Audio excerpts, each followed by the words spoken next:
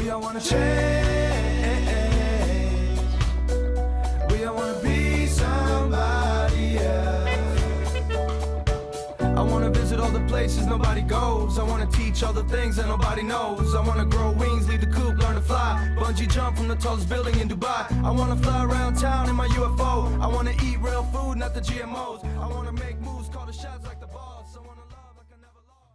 Hello and welcome to Desertwood Days. I am your host, Kathy Blaze, and I am here with the lovely Alexis Johnson. Hi, how are you? Welcome.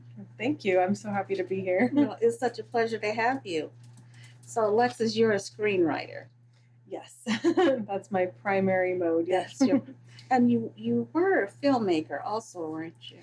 Yes, I've made some shorts and things like that through a local film school at Scottsdale Community and just smaller projects. But my primary focus is I do love to write and do all the pre-production. That's what I'm into. Write and tell stories. Mm-hmm. I love your hair. Oh, thank you so much. So beautiful.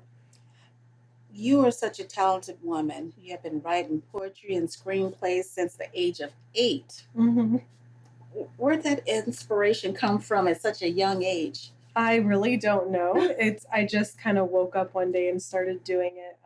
I think it was from watching The Neverending Story when I was about 6-ish. I just loved storytelling so much, and I was like, I want to do this. But yeah, I was about 8 when I was like, I'm going to be a director. And I really believed that I could just send my scripts to someone in Hollywood. And I would do that. I would write something, and I would look up. We used to have these address books, like celebrity addresses back in the 90s, and I would look up people. It was ridiculous, but that was how I got started. And I still have several of those scripts I wrote from like ages 8 to 12. Yeah. They're terrible. So where did was mom or dad into writing? No, my dad's a musician though. So I do come from an artistic family on his side, a lot of visual artists and musicians especially. But I'm the only one that I know of who really focused on writing and filmmaking as something they wanted to do. That's awesome. I just love when you hear the children writing and having such a creative mind at such a young age. That's just amazing. That just shows what this world can be like. Mm-hmm. I mean, these children are able to do these things. Oh, yeah. And some of them are pretty awesome. And I love to see what kids come up with, especially with films. See that? I mean, if us adults act like kids sometimes, sometimes we say, stop acting like a kid. Yes. Let them act like a kid, and you imagine all the creativity that can come out of them. Yeah, kids don't have any limits, and that's something that I try to keep in my heart too. Right. I attended this retreat one year, and that was what the coach did to us one day. They had us outside playing. We were doing this game with watermelons, who can eat the most watermelon. I mean, we were just acting like kids that day. That was our thing for that day, is to act like kids. Mm-hmm. And then we took it to another level the next day. I bet it was effective. It was. Your birthday pictures were beautiful. Oh, thank you. Could you tell us about your Queens on Beach shoot and self-acceptance? Yes, so my cousin and I, like most people, have gone through some tough stuff, 2019, 2020, just some changes, transitions, and of course rough patches with everything going on in the world. But I've always really struggled with my body and my image and the way I look. So I made a lot of promises this year to just forget about it. Like, I normally don't show my arms in public. I just am always covered head to toe. I really struggle with that. So when we did that shoot, I have a halter dress, forced myself to show my arms, and I've been doing that a lot more. And just, it was more about accepting myself the way I am, like not just saying, I'm not where I want to be. Right. So I'm not going to bother taking pictures. I'm not going to bother doing anything. I just wanted to say, this is who I am right now in the moment, and I have to accept that and also be okay with it too, personally. So that was that choice for me, and I felt really empowered and a lot lighter after doing that with her. That's awesome. Congratulations. Thank you. Because that takes time to be able to get to that point. Yes. To be able to do that. It does. And I've worked with ladies that have the similar issues, that they don't feel comfortable showing their arms or other areas that they have insecurities with. So I really applaud you for doing that, Thank you. because someone else is going to see that story and you're going to make them feel like I can do that as well. I hope so, because it was other people's stories that inspired me too. So Wonderful. I hope I can have that effect as well.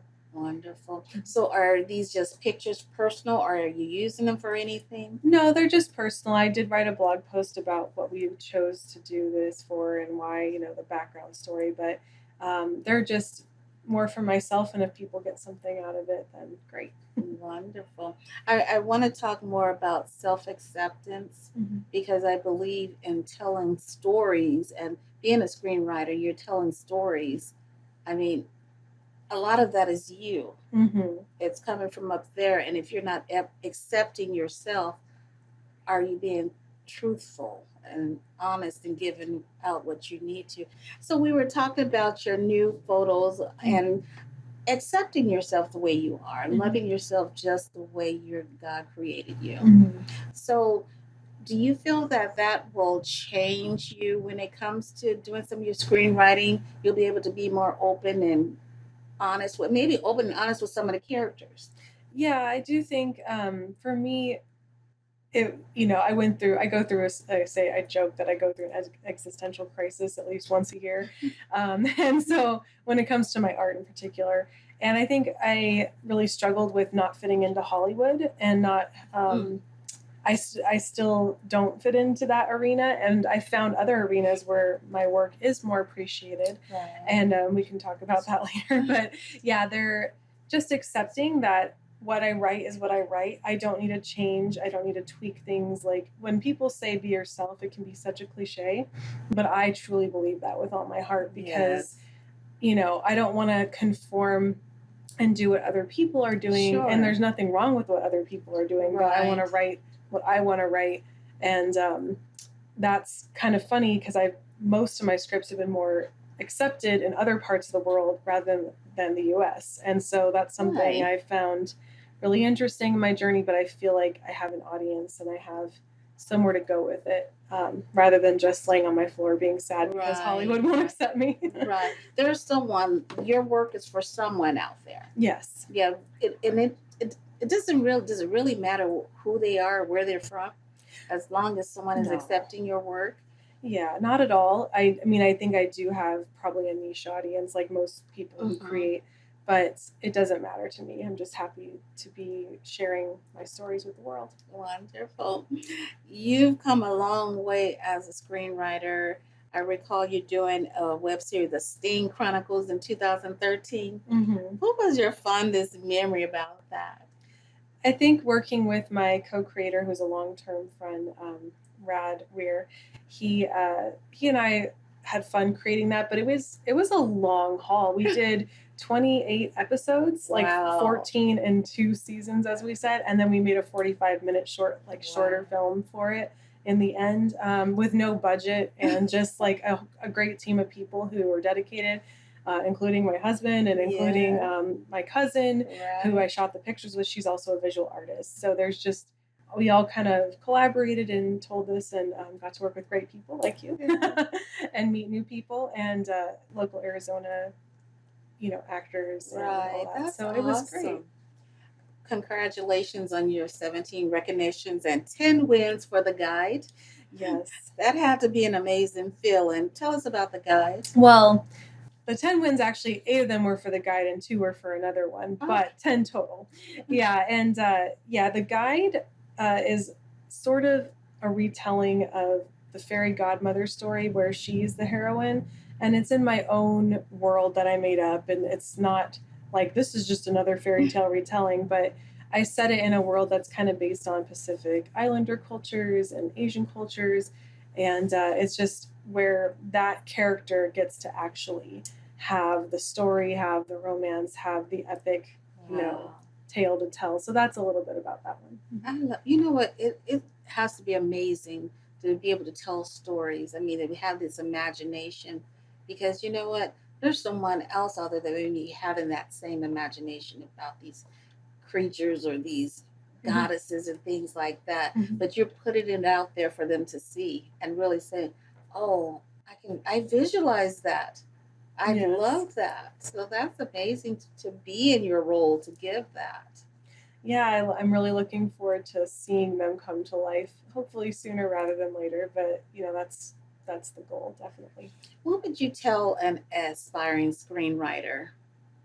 I What advice? definitely would say it's good to go to film school. I've done it and I'm still in it. I'm finishing it up, and it's good to get advice from Hollywood and other areas. But I think also to trust your gut, because when you read a lot of scripts from the people who've made it, they're very free with their language. They're very expressive. It's not just like cut and dry scenes. They show who they are as a writer, even in a script, which can be viewed as a little dry, as far as just scene direction and dialogue. So I would just say put yourself really into it and stand out that way. Follow the rules and the guidelines of writing and formatting, but just also share yourself in what you write, or you're kind of just going to be lost in the shuffle, I think. Are there any new projects you're working on right now? Yes, because I'm very into Asian dramas, Korean and Chinese among them. I'm writing a fusion story that's in a city set half Korean, half English speaking, and it's kind of a noir-esque detective story. And I want to do that to kind of bridge the gap and to make stuff with Wonderful. Asia and to bridge the language gap. So that's what I'm love working that. So where can our audience find you? on. My social media is all Phoenician Rises. So it's pretty easy to find. PhoenicianRises.com has the links to everything. Okay. Yeah. Amazing. Thank you for joining us today. It was such a pleasure. Thank you so much, And I Kathy. look forward to what's next to come. Thank you. Thanks for joining us. Thank you for joining us today on Desertwood Days, and we will see you next time.